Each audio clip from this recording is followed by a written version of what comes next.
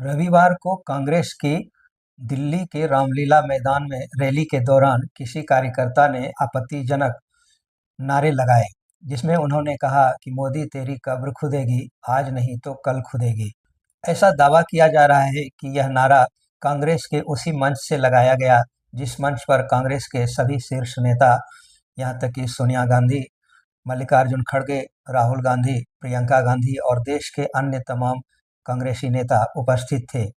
हालांकि कांग्रेस की ओर से इस दावे का खंडन किया गया। कांग्रेस की ओर से कहा जा रहा है कि मंच से किसी भी प्रकार के इस तरह के आपत्तिजनक नारे नहीं लगाए गए हैं, और अगर किसी ने भीड़ में ऐसी कोई बात कही है तो यह पता लगाना होगा कि वह कांग्रेस का कार्यकर्ता है या कोई और है।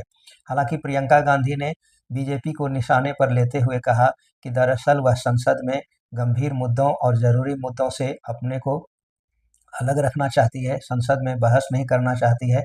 इस वजह से इस तरह की अनर्गल बातों में वो संसद का समय जाया कर रहे हैं।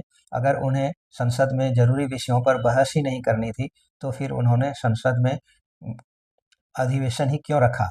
जबकि सत्ता पक्ष के नेताओं ने बार-बार कांग्रेस के शीर्ष नेताओं से इस मुद्दे पर माफ़ी मांगने का आग्रह किया, जिसमें विशेषकर जेपी नड्डा और किरण रिजिजू ने बार-बार कांग्रेस के शीर्ष नेताओं, खासकर सोनिया गांधी को इसके लिए माफ़ी मांगने का दबाव बनाया, लेकिन कांग्रेस के किसी भी नेताओं पर जूं तक नहीं रेंगा। इस वजह से पूरे दिन संसद में गर्मागर्मी बनी रही और शोरगुल बना रहा। कई बार सदन को स्थगित करना पड़ा, यहाँ तक कि लोकसभा और राज्यसभा दोनों ही सदन बार-बार स्थगित होता रहा, जिससे कोई भी ज़रूरी मुद्दों पर बहस ना हो सकी। इससे दुखी होकर बीजेपी के शीर्ष नेताओं ने कहा कि यही वजह है कि कांग्रेस दिनों-दिन गर्त में जा रही है।